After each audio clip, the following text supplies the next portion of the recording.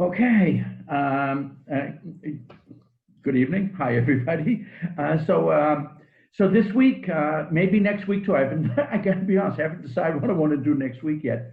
Um, this week, I want to do something about Chanukah. Of course, this Thursday night is Chanukah, and I love it here in Yerushalayim. We say Chag Urim Sameach, happy festival of light, which of course is true, but really here on Derech Hebron, it really is full of light. First of all, everybody has Chanukiot out, but secondly, Chabad has these big menorahs, Chanukiot, on every tzomit, every intersection has a massive Chanukiah. So it's just wonderful. But we're not going to so much talk about the lighting this week. We're going to talk more about, I guess, history more than anything else. And I just want to start with the one tefillah that we have, which is connected to Chanukah, which of course is Ala Nisim. And Ala Nisim, the version I'm using is basically Ashkenaz. In the paragraph down below, I have one Sephardic thing that's slipped in, I don't know how. But I'm basically using the Ashkenazic version, and you'll see. If people could please mute, it would be appreciated. Okay. So here we go. So we say Ala Nisim for the miracles. Al HaPorkan. Porkan is, we know the word Porkan because we say Yakum Porkan on Shabbat. It's the Aramaic version of the word Geula. So we're thanking HaKadosh Baruch Hu, first of all, for the miracles. Then we're thanking HaKadosh Baruch Hu for the salvation, that we were saved, redeemed from something. Gevurot, for God's tremendous acts of power. Teshuot. Now, Teshuot, again, really means salvation. It really is a spiritual term.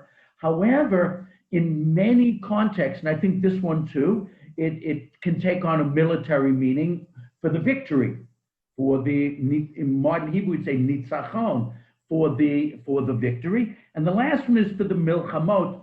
If there's time, I'll talk about this at the end, why we're thanking God for war. And I think here, without getting into it too deeply, which maybe I'll return to if we have time at the end, which I doubt. But anyways, milchamot, we're sort of thanking HaKadosh Baruch Hu for giving us the otzem, the strength to go to war. So this format we say both on Chanukah and on Purim, but I really think it's really Chanukah related more than Purim.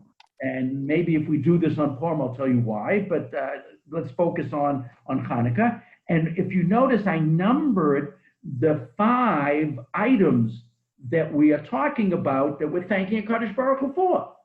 We're thanking HaKadosh Baruch Hu for 5 different aspects of the Chanukah experience: war, salvation, victory. And then we start to go through the story. And here's some history. We're going to tell the story historically 3 different times. First one is in Ala Nisim. Bimei Matityahu ben Yochanan Kohen Gadol Chashmonai. So it was during the time of Matityahu, which according to the author, we don't know who wrote Ala Nisim, it's very old. It's probably from the period of the Gaonim, so it's probably 1,200 years old in that neighborhood. And so we're saying that Matityahu was the son of Yochanan, and he was the Kohen Gadol. Other sources don't seem to say that he was the Kohen Gadol, but it could mean generically he was a great, important Kohen. Doesn't have to be HaKohen HaGadol, because it doesn't have the Hey Hayediyah. But usually we say Kohen Gadol means the high priest, which he probably wasn't. And he was from one of the 24 families of Kohanim, which existed in the second Beit HaMikdash. And his family was named Hashmonai. and probably it's named for the founder of this particular group. We don't know exactly when it broke up into 24 mishmarot, sections, families of Kohanim, but by the time of the Chanukah story, it was true. And his particular group, family, clan of Kohanim was called Hashmonaim. Uvanav and his sons. Of course, the sons become very famous, the five sons, again, five, okay? Five is going to come up in a minute. When the Greek, or the evil Greek kingdom rose up against us, against the Jewish people, and wanted to destroy, first of all, make us forget Torah, and to make us go against your laws, the laws that God wants for us. And you, Hashem, with great compassion, stood up against them and fought for us and did these things for us. But now I'm in the third line of the second paragraph, and it says that you did 5 things. Okay? You masarta, I'm in the middle of that third line. You handed over the giborim biyad chalashim, miracle number 1. The great warriors, the warrior classes of the Greeks. Remember, we're calling them Greeks. We handed over into the weak because we weren't warriors, we weren't fighters. We were. The army was like yeshiva bachrim and kohanim. Number 1, Rabim b'yad ma'atim. There wasn't a single battle in this war where we outnumbered the bad guys. And we know of 8 different battles. There may have been more, but we know historically of 8 different battles, and there wasn't one of them where our armies outnumbered we're saying Greek armies, okay? So number 3, Tameim ba'ad tahorim. Now, normally we know in halachic circles, if something is tahor and it's pure and comes into contact with something which is tameh, ritually impure, they both become impure. But in this case, the tahor seemed to have overwhelmed, the pure overwhelmed the ritually impure. Okay. The next one, Rishayim b'yad tzadikim. How come the Rishayim is assumed that the Rishayim always win? Maybe because they cheat. So anyways, and the good guys beat the bad guys, the tzadikim. The bad guys were delivered into the hands of the good guys. The zaydim. Now, zaydim is a sort of a difficult word to translate. It's not Yiddish, doesn't mean grandfathers. Zaydim here means people who act in a willfully negative, in a willfully evil way. To do something b'mezid means I did it on purpose. I knew it was wrong, and I did it anyways. So the Zaydim, these people whose whole life was based upon doing the bad thing, were handed over into the hands of those who Oske Toratecha, who were involved in your Torah study. Yeshiva Bachru, Talmidei Chachamim, scholars. So we've got... In my book, it describes them as the arrogant into the hands. Arrogant. Okay, good. I like arrogant, actually, because that means they did it, they knew it was wrong and did it anyway. They didn't care. There was no bushan, there was no embarrassment. I like arrogant, actually. I made a mistake. I should have put a couple of English translations in front of myself tonight. I forgot. Usually I do that with the Chumash. I should have done it with the Siddur. So we've got 5 great things would happen, and those 5 great things were translated into 5 specific types of actions in the war, in our clash against the Greeks. Remember, we're calling them Greeks. And then at the end, I'm now going down to the third from the last line and toward the end, and it says, V'achakach, and at the end, the Jews in Jerusalem again, did 5 things. First of all, they won. By the way, this was in the middle of the war. The war broke out in approximately 168 BCE, and in 165 BCE, again, there are debates exactly the exact year, but within a year or two of those numbers, we had won enough battles that we went into Jerusalem. And what did we do? Your children came to the Devir, the sanctum sanctum, the holy area of your household. 2, Pinu et Heichalecha, they cleaned out your holy site, your Heichal.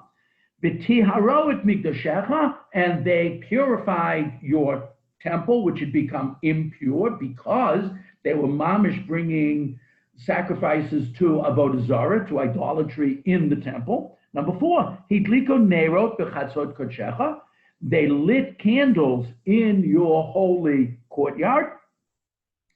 V'kav'u shmonat yemei Chanukah elu, and they established these 8 days of Chanukah. Again, 5 thanks, 5 types of victory, and then 5 actions taken by the victorious Jews, Hashmonaim, Maccabim.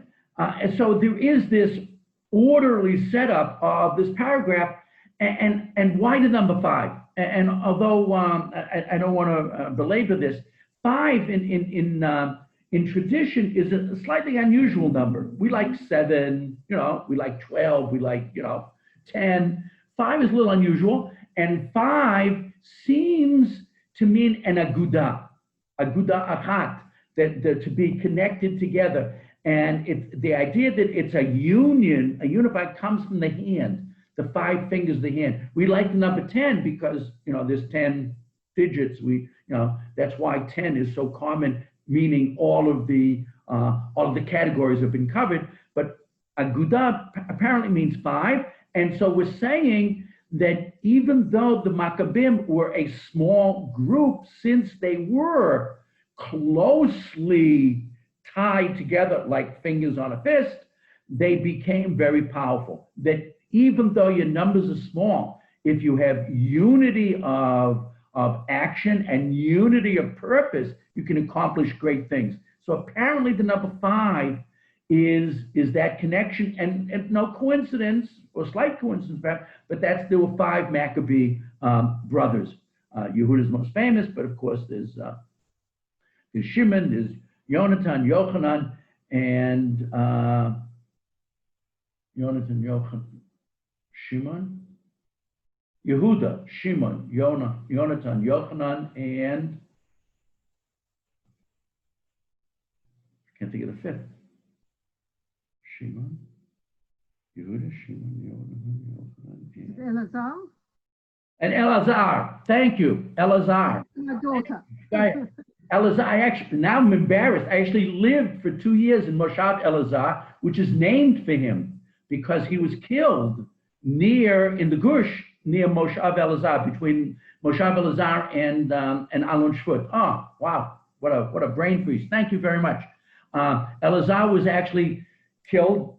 He was crushed by an elephant in the battle. In the battle that took place at Rosh Tzurim, south of Jerusalem.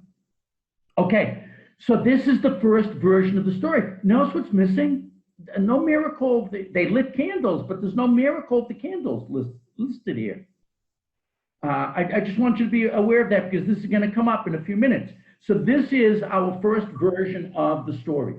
The next version of the story I want to take, I'm going to skip the version in the Gemara. The version of the Gemara is the one we know. They came and they couldn't find oil, and then they found 1 bottle, was enough, But next comes the Rambam. The Rambam gives the history of this event, and he says, Yisrael al oiveihem. Notice he doesn't say who the bad guys were. In our first paragraph, we were very clear. These people were Greeks. But the Rambam doesn't say that. When Israel overcame their enemies, the Ibdum, and destroyed them. B'chavhei b'chodesh Kislev. It happened on the 25th of Kislev. Hayat, that's what happened. Nichnasu leichal v'lo matzu shemen. So he's going straight according to the story in the Gemara in Shabbos, Daf Chaf Aleph Amud Aleph. Okay, he's telling it straight like the Gemara. They couldn't find enough pure oil for Mikdash, elapach echad, just one bottle, one cruise, one container. There was not only enough oil to burn for one day. Nevertheless, they still lit the 7-branch menorah from the Beit HaMikdash. They lit them, and what happened? It lit Shmona Yamim ad shekatshu zeitim v'otziu shemen tahor, until they could katshu, like crush olives and bring out new pure oil. Probably the oil came from the area in the Shomron just north of Yerushalayim. Generally speaking, the wine came from south of Yerushalayim in Yehuda, and the oil came from the Zaytim north of Yerushalayim in Binyamin. So that's the first part of his story. And so what happens? Because of that miracle, the Rambam continues, Umipnei zeh, and because of this, Hitkinu Chachamim Sheba'oto Adua, the scholars in that generation. Now, the scholars in that generation were still members of the Great Assembly. The members of the Great Assembly were set up by Ezra in the 5th century BC, and now coming to 167 was like the end of the men of the Great Assembly, and it was at this point morphing into from the Anshe Knesset Gedola into the Sanhedrin. 120 members slowly made its way down to 70 members.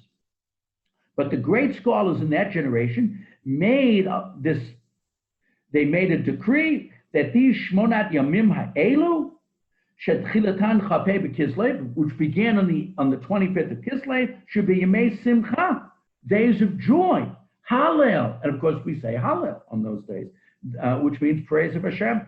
Umadlikim behem hanerot be'erev, and you light in the evening candles. We don't want to go into the halachas of lighting candles. That's another issue.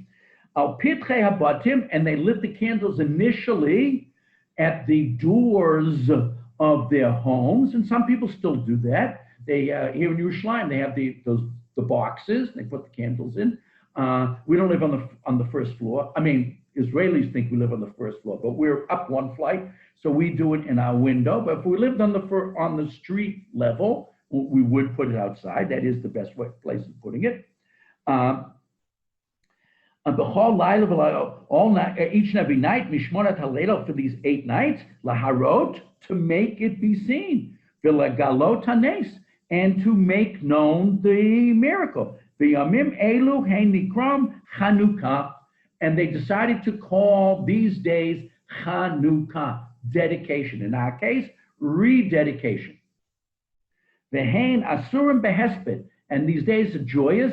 And this is a common theme in the Gemara. A joyous day means you can't give eulogies at funerals. If, God forbid, somebody passes away and you're going to do a funeral, there should not be a hesped, a eulogy at the funeral. And of course, as a rabbi who has done funerals on those days, what we say is, even though we're not supposed to say a hesped today, because this person was so beloved, we can't leave without saying something. So in other words, it's a non-hesped hesped. But that's what we do. Okay. The Tainit, you can't fast on these days. Kimei Purim, just like on the days of Purim, which came a couple of centuries earlier. And lighting these candles is a rabbinic ordinance. Just like Kriyat Megillah, just like reading the Megillah is a rabbinic ordinance. Okay. So according to Alanisim, we fought against the Greeks, but no mention of the miracle of the oil. According to the Rambam, we don't know who we fought. We just fought against the bad guys. And there was this miracle of the oil. So who were we really fighting? The Gemara seems to say the Yevonim, the Greeks. But the fact of the matter is, none of that is really factually true. And something that we have to discuss, because we do have a relatively contemporary historical record of what happened. And that record is called Sefer HaMaccabim. So if you could turn over, there are actually 8 books of the Maccabees. It's a little weird. Only 2 of them are considered to be authentic. The first book of Maccabees was written originally in Hebrew, and we believe it was actually written by an eyewitness, by someone who fought together with the Hashmonaim, with the Maccabees, and wrote this beautiful record of the war. Now, and then there's a second book. The second Maccabees was written in Greek, and that we believe was written by someone who was a little bit later. It was a Jew living probably in Egypt who didn't really have Hebrew, and he wrote it in Greek. We do not have the original Hebrew of the first book of Maccabees. We only have the Greek translation. We have scraps, little pieces here and there of the Hebrew, but there is a tradition that has been accepted. Now, we decided not to put these books into our Tanakh. We have 24 books in our Tanakh, and that's it. It's closed. And we believe that the 24 books were decided by the men of the Great Assembly, who were at this point being phased out. And they didn't put, the remaining rabbis didn't put this book in for a very simple reason, according to most commentaries, because it was after the time of Nebuah. It's not that there's anything bad about these books, but because we believe that prophecy had ended, we could no longer put books into our Tanakh. Tanakh, our Bible, must be written with Nebuah. And actually, there were questions asked in the Gemara, and Baba Batra asks, what about the book of Esther? Was she a problem? And they decided that yes, it was written with prophecy. And therefore, the book of Esther got in, the book of the Maccabees did not. And because it didn't make it into our Tanakh, the Hebrew version has been lost. It is in the Catholic and Greek Orthodox Bible. It's not, Protestants don't have it in there. They follow closer to the what they call the Old Testament. They followed the Jewish custom. If you look in a Catholic Bible, though, it is part of what they call the Old Testament.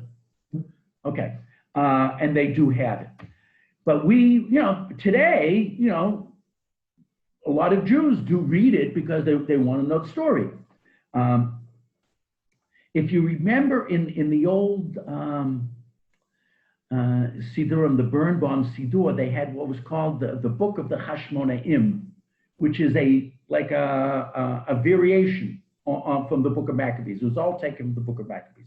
Okay, so I have some excerpts from the Book of Maccabees that I just took offline, and it's long, but we're just going to do a couple of things to try to understand the story historically and try to understand why the rabbis tell the story differently. Why, when they had, and they knew this book, there are places that they quote from it.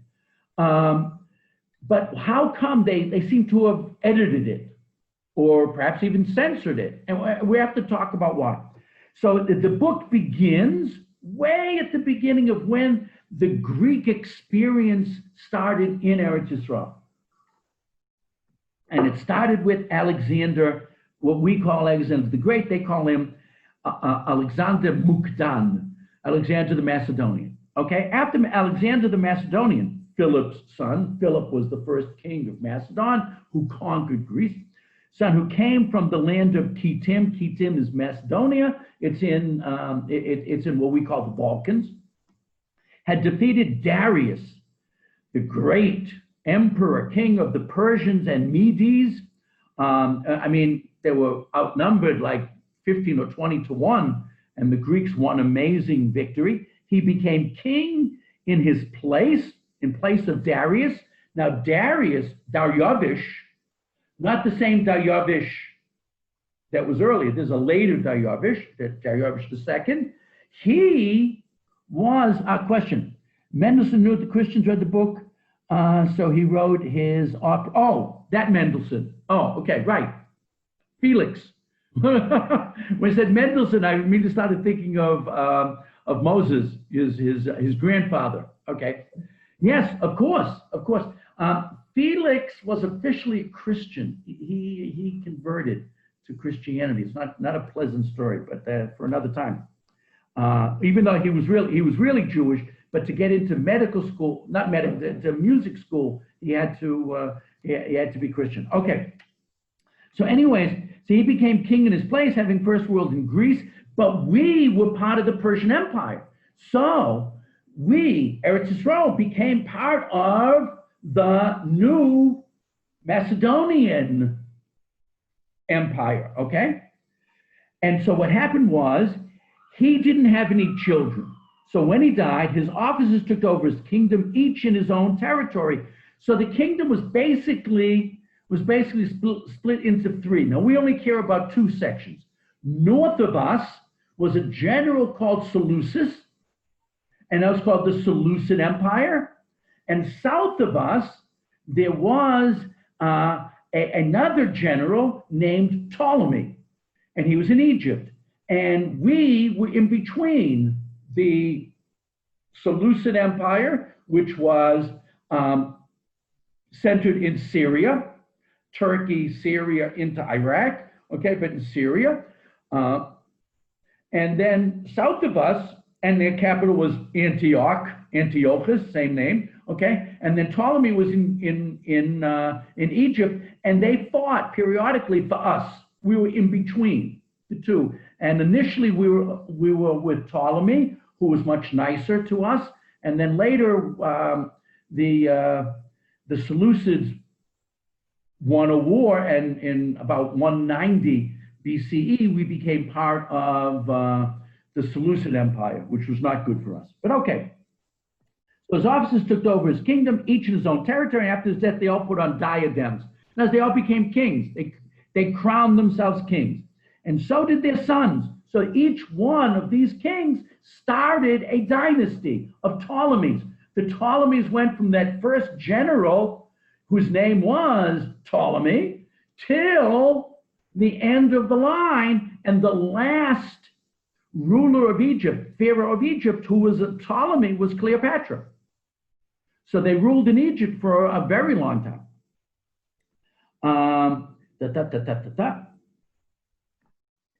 Then there sprang from these a sinful offshoot, Antiochus Epiphanes, son of King Antiochus, once a hostage in Rome. So they want to make him sound like a bad guy.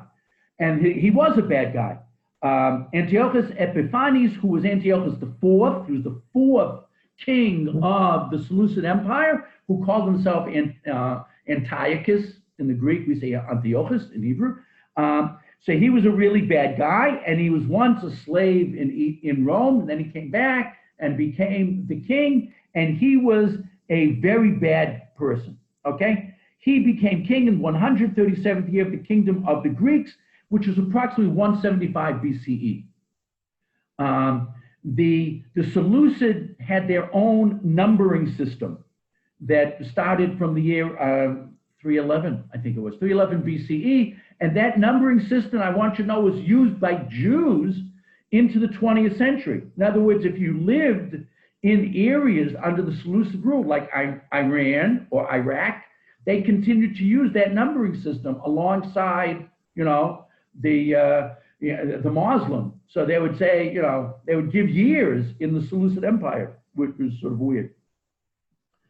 In those days, there appeared in Israel transgressors of the law who seduced many, saying, let us go and make a covenant with the Gentiles all around us, since we separated from them, many evils have come upon us. In other words, when we don't make nice with the Greeks, bad things happen. So we should try to mimic and copy the Greeks. Oh, bye-bye. Life gets busy. Thank you for joining. So we see that there was no Greeks. There hadn't been Greeks for a long time. There were Syrians, there were Egyptians who were descendants of some Greeks, but there's no Greeks. But what's happening in Israel is some of the Jews are going over to be like the Greeks. And the term in English for people that are Greek wannabes are Hellenists. In Hebrew, we call them mityavnim. So the bad guys in the story are not Greek. There was probably very little Greek blood, if any, running through their veins. However, there were Jews who, for various practical reasons, decided that it was to their benefit to be like them. So there were Jews who were mityavnim. This is very different from either the Rambam, quoting the Gemara, or Alanisim, who seem to be focused on Greeks. Okay, they disguise their circumcision. Sin number one, the first act which we can call Zadim, that we can refer to as being arrogant, was the translation someone offered, or being willful against the law, was that young men who had been circumcised did this minor operation to make it look like they weren't circumcised. And that operation they did because they got involved in Olympic Games, and in those sporting events, they performed naked, and you couldn't do anything to the human body. That was considered an abomination to the Hellenists. Sin number one, and abandoned the holy covenant. We'll see more sins coming up. They allied themselves with the Gentiles and sold themselves to wrongdoing. So in other words, the country itself, the Jewish nation in Eretz Yisrael, or which was called then Judea, Yehuda, was split between people who remained loyal and Hellenists, mityavnim, assimilationists. The king sent letters by message to Jerusalem and to the cities of Yehuda, ordering them to follow customs foreign to their land, to prohibit burnt offerings.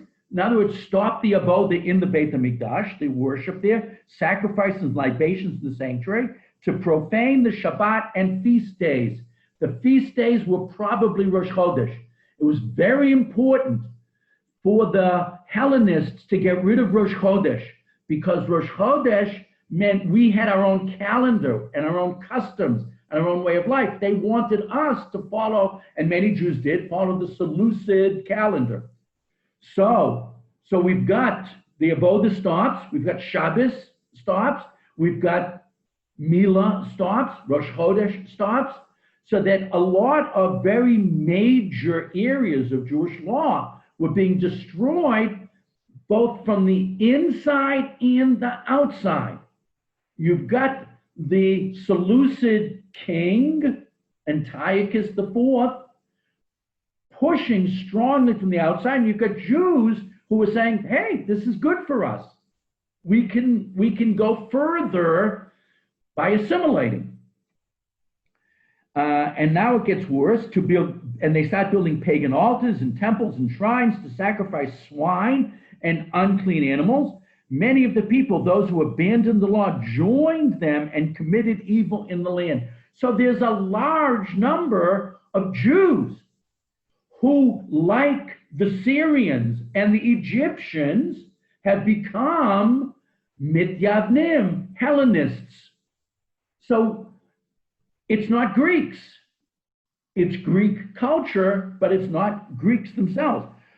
Whoever was found with the scroll of the covenant. So now the fifth, okay? We've got 5 Averas that were pushed. No no avoda, no divine service, no circumcision, no Shabbos, no Rosh Chodesh, and now no learning Torah. 5.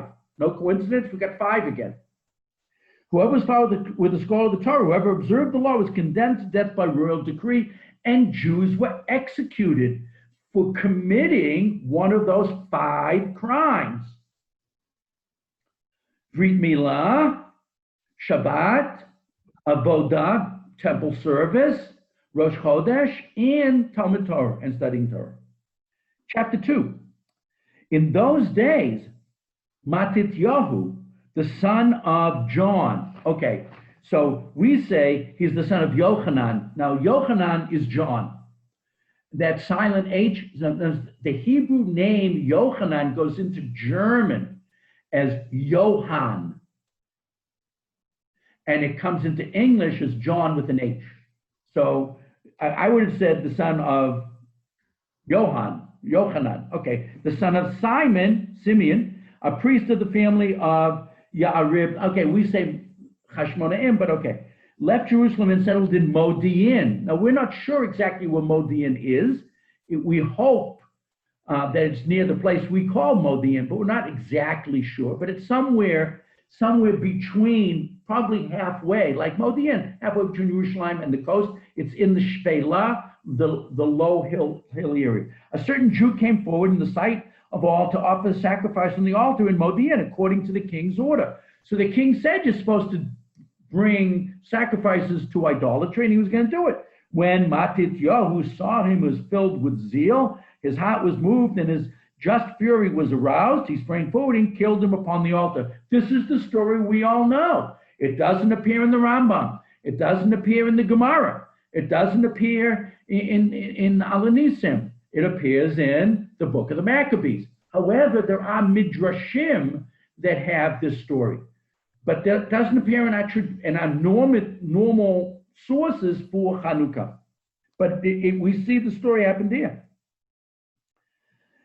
Then they were joined by a group of Hasidim. Now this is fascinating. Later, the Hashmonaim fought, not physically, but argued with the Hasidim. But most of the people in the army of Yehuda HaMaccabee called themselves Hasidim. This was the first time that term Hasidim was used in Jewish history to describe a group of people. The second time was in the 13th century in Germany, and the third time was, the Baal Shem Tov in the 18th century. But this was the first time that a group identified themselves as pious, Hasidim, who were mighty warriors of Israel. They weren't really warriors in the sense of military, warriors for Jewish law. All of them devoted to the law. They gathered an army and struck down sinners in their wrath, and the lawless in their anger, and the survivors fled to the Gentiles for safety. This is a civil war. The war is Jew against Jew. We, or our ancestors, who were the Hashmonaim, Maccabim, Hasidim, were fed up that the Torah was being destroyed by these assimilationist Hellenists, and we started fighting back. And they fled to areas there where there were Hellenist Syrian armies to protect them. Chapter 4. Chapter 3, by the way, is a number of battles. But chapter 4 talks about the big battle.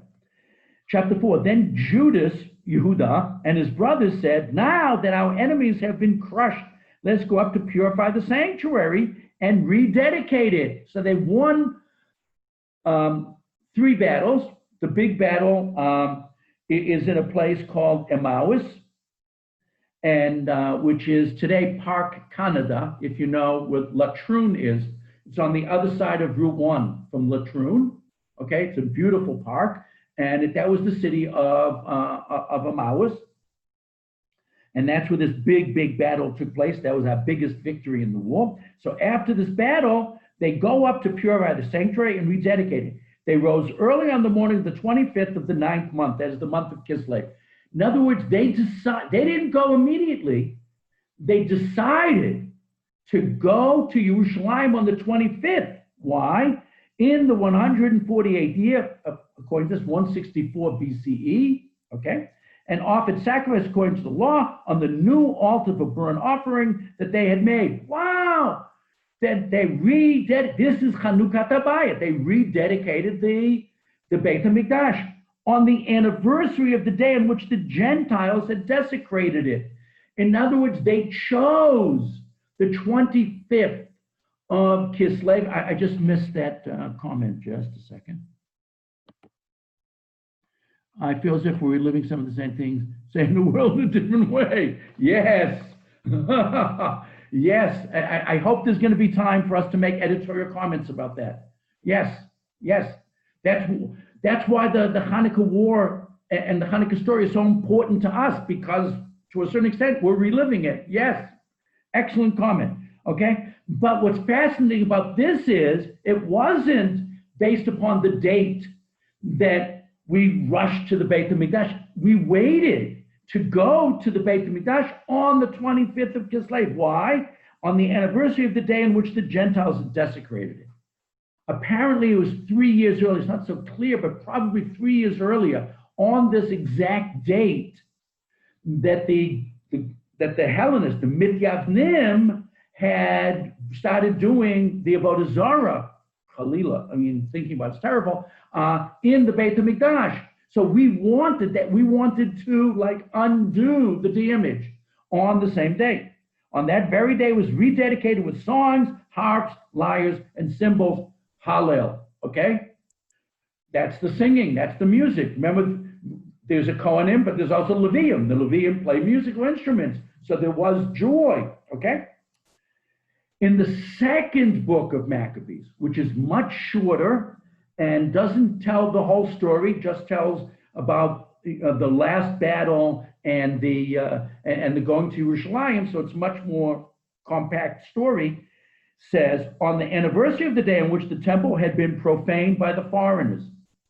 Okay, that point both books agree on. That is the 25th of the same month, Kislev, the purification of the temple took place. The Jews celebrated joyfully for 8 days. Why for 8 days? As on the Feast of Booths, on Sukkot.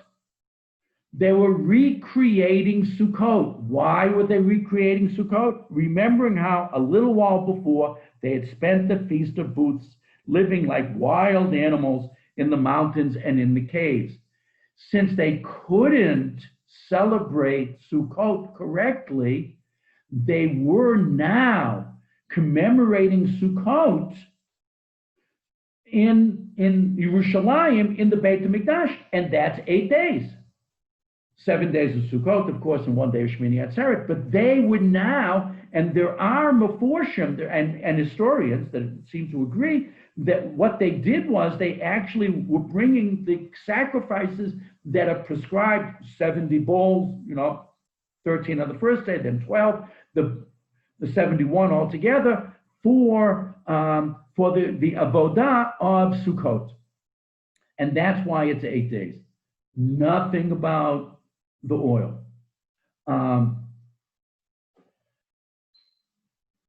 But here's my real question. If there's time, we'll talk about the oil. I hope there'll be time. I'm more concerned about how come the rabbis who knew this book, the rabbis took stories from the book of Maccabees. In Second Maccabees is the same famous story about Hannah and her 7 sons. All of the famous stories that we know about Chanukah, we know from the book of Maccabees. Just the rabbis. Yeah, the light switch on already. I'm sorry. Oh no, sorry. Okay. Many of the stories that we tell about Hanukkah are in the book of Maccabees. So they knew these stories. They knew this version, but they decided to edit the story very, very severely. And they didn't want to make the bad guys Jews. They made the bad guys Greeks. They didn't even make them Syrians. And to me, it's an important question. How come the rabbis What word should I use? Cleaned up, cleaned up the story. Why were we subjected, to this editing of this whitewash of the story? And I think the answer is relatively simple. I think the rabbis didn't want Jews fighting Jews. And it happened. It happened in that time period in the 2nd century BCE. And the rabbis were so horrified by Rahman al-Islam, just saying it, hurts. Seeing Jew kill Jew was so horrible. They wanted to do their best to make sure it wouldn't happen again.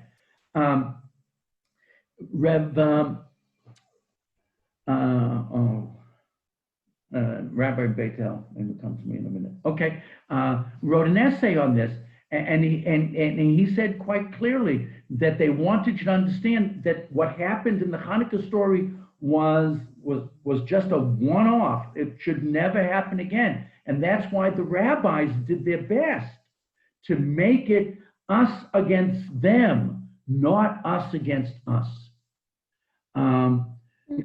The worst thing, whether you're talking about English history or American history, the worst thing is a civil war. Brother against brother is the worst possible scenario, and it's something that we have to avoid at all costs. And this was our civil war. I mean, we had others earlier, North and South again, and Shaul against David. I mean, we had our own internal wars. But the rabbis didn't want this to ever be, to happen again, ever to be recreated. And so they did their best to make sure that we viewed it as we weren't fighting Jews. We were fighting a destructive ideology. And that's what they wanted us to understand, that the fight wasn't really against the Jew. The fight was against avodah zarah, idolatry, a lot of other Greek ideals. Now, we were very happy to accept a lot of Greek culture, especially science and philosophy. We found a lot of that to be extremely helpful and important. I mean, the Rambam seems to venerate Aristotle only right behind Abraham and Moshe Rabbeinu.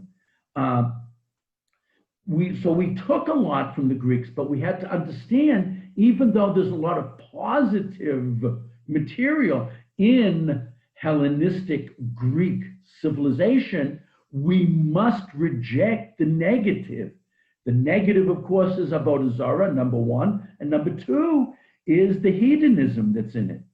The fact that the worshiper of the human body, the worshiper of sports, the worship of a lot of physical aspects to life, where we worship the spiritual. And so that's the way they wanted us to remember the war. Don't think about that it was Jew against Jew. Think about it was Judaism against the terribly destructive and negative aspects of the hedonism and the idolatry of Hellenistic society. And I think it's very important that we know what really happened. But I also think, just like Chazal, our rabbis throughout history want us is to remember that really when we are fighting against another Jew, we're not fighting the Jew, we're fighting an idea.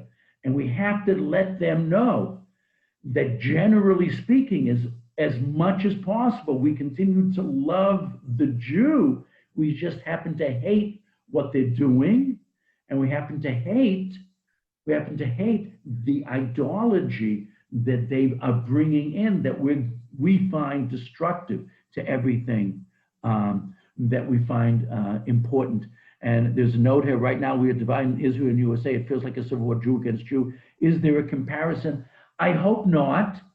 There are certain there are certain comparisons, in terms of, in terms of, Jews are, disagreeing publicly on things having to do with Eretz Yisrael and having to do with Torah and mitzvot. But I think overall there is much, much more tolerance and consideration. I mean, I came from a non-religious background, and no one thought that I was doing something horrendous or stupid or destructive by becoming religious. And most of us, most of the relatively assimilated Jews, I hate to use that word, non-observant, but many of them becoming assimilated. Many of the non-observant Jews don't have a hatred for Judaism. I mean, I have never heard a case in America or England or even Israel, anywhere, of someone removing their Brit Milah. As hurtful as many of the situations that we find, especially in Chutz La'aretz, but to a certain extent here in Eretz Yisrael too, it doesn't have that same kind of animosity, doesn't have that same kind of burning hatred which existed in those days. Those two ideologies had decided, so as first the Greek, but then, Baruch Hashem, we fought back, but the Hellenism decided that there was no place for Judaism in the world. We don't have that today. We don't have that today. We have to remember that what we went through then, and we have to be ready to defend everything about Judaism that we possibly can. But on the other hand, we don't have that kind of situation. I hope and pray that we will resist, this any momentum towards hatred amongst us. Baruch Hashem, I think there's, there are occasions and of hatred between Jews, but generally I think Jews still see themselves as united people, even though they disagree on so many things. That wasn't true then. These two groups couldn't live together. There was a total, absolute rejection of the other. And that's what made the Chanukah War so terrible. But of course, we have these two rabbinic holidays of Purim and Chanukah, but they're very different. The threat of Purim was physical. The threat of Purim was Hitler, right?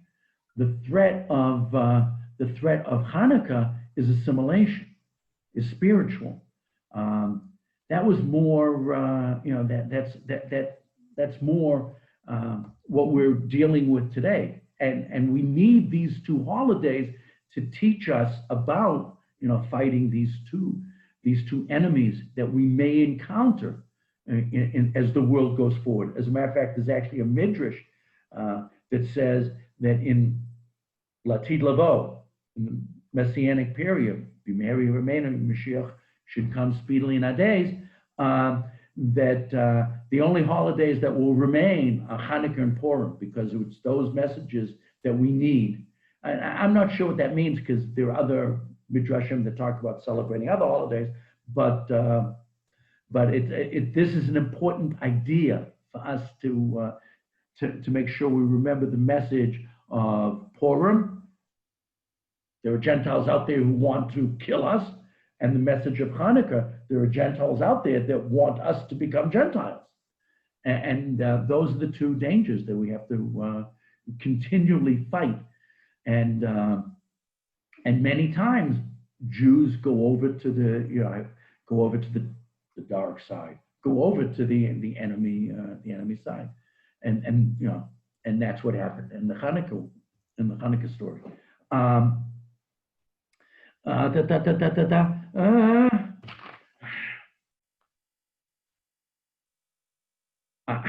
I'm sort of running out of time here. I don't know what I'm gonna do next Monday night, but one thing I'm going to do is the Kadach Kemach at the bottom of this page. We'll do something else too, probably something about Chanukah, but I'll definitely do it because the Kadach Kemach talks about the candles.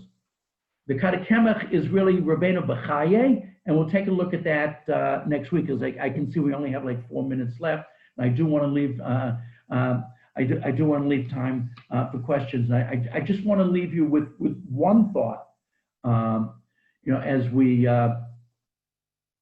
As we move to Chanukah this week, this Thursday night, one of the things that I always remember, growing up initially in Boston, but in the American Northeast, and Hanukkah always comes out the same time as Xmas, and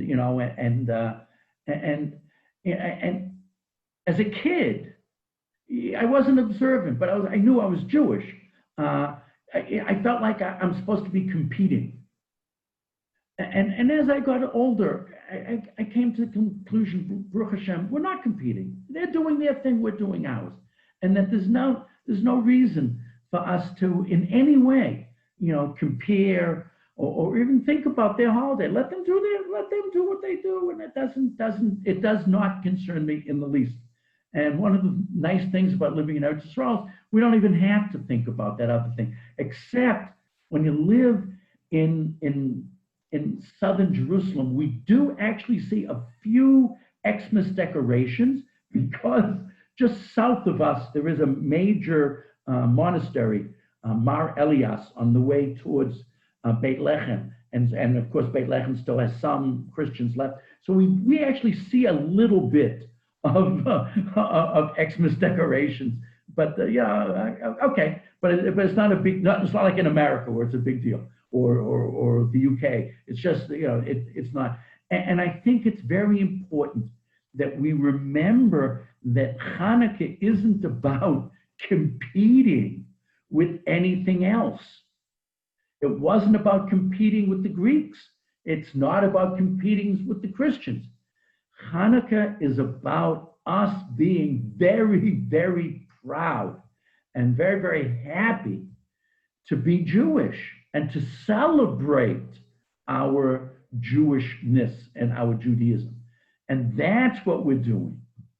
And we thank HaKadosh Baruch Hu, that HaKadosh Baruch Hu gives us the strength and when needed, the power to enable us to continue this protection of what is ours without really thinking about and not concerning ourselves with what, the Zulat, the other, is doing. And hopefully, Hanukkah is so important to us that we're not competing. We're not thinking about anything except for having a wonderful Chanukah and thanking HaKadosh Baruch Hu for giving us the physical and spiritual strength to protect and to keep our Judaism alive. So there was a comment here, and now I'll take any questions. Whatever you do will be great. Here in Ashkelon, there is a store that sells all Xmas stuff and trees. I was in shock. I'm surprised to hear that. Yes. That there is such a thing in Ashkelon. Is there a Christian community in Ashkelon? Russians. Oh, Russians, who aren't, many of them aren't really Jewish. Yes. It's the Russians. Interesting.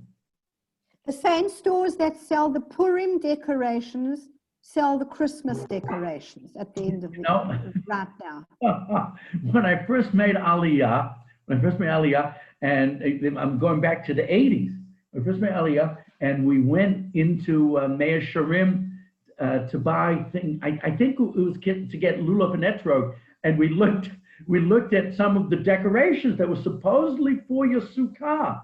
That's Christmas. And it said, Feliz Navidad and Noel, it had, in French and Spanish, it had that it was for Xmas. And I still think it was funny that Israelis would put these blinking lights, colored lights in their in the Sukkot, which to me reminded, had been made for Xmas tree decorations. So, Rabbi Walk, where does the oil come in? When did See, that's, the whole 8 days of the oil? How does you know what, when that's does that what happen? we're going to start with next Monday night. I don't have time to do it. The Rabbeinu Bachaya talks about it.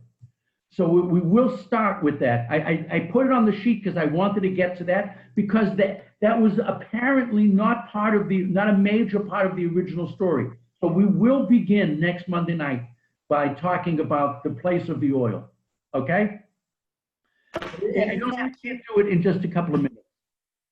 It's going to be longer. But we'll start with that next week. But I just wanted everyone to understand, that Chanukah is about protecting Judaism, and its message is so important to us, as Jewish history continues. We're not always living poorer, but we're always living Chanukah. And that's important for us to remember. Someone just said, "Amen." Thank you, Margaret. Again, anybody else with the question about what we've done? We're going to get to the oil, Bezat Hashem, next week. Okay, also, I put a comment there. Wouldn't you say it was censorship that the rabbis editing the book of Maccabees put a different spec on the whole thing? I wouldn't say it was censorship exactly. The reason they didn't put it in Tanakh was a technical reason. Jews read Sefer Maccabim. It's clear. We see from many Rishonim that they talk about it and they mention things that are in it, and all the stories in it have been incorporated. So it was around. It was around. Even though there were rabbis that said it's not a good idea to read books that have made it into the Christian Bible. We have the Old Testament and the wrong Testament, right? That there were people that didn't want to read it because it was in the Christian Bible, but nevertheless, it wasn't really censored. I'm not sure censor is the right word. I understand why you use the word. It's more like abridged a little bit. The rabbis over time wanted to maintain control of the message a little bit. So the book was still there, but they were giving their own gloss on it because they wanted their ideas about protecting Judaism to remain in the forefront. Thank you. Okay, everyone, most important message, Chanukah, Chag Urim Sameach. Everybody should have a wonderful, wonderful Chanukah, and don't eat too many donuts. And we'll talk as the Shem next week. Thank you. Thank you. Chanukah, everybody. Chanukah. Thanks, Samaya. That's Thank you. Bye-bye. Thank you. Thank you.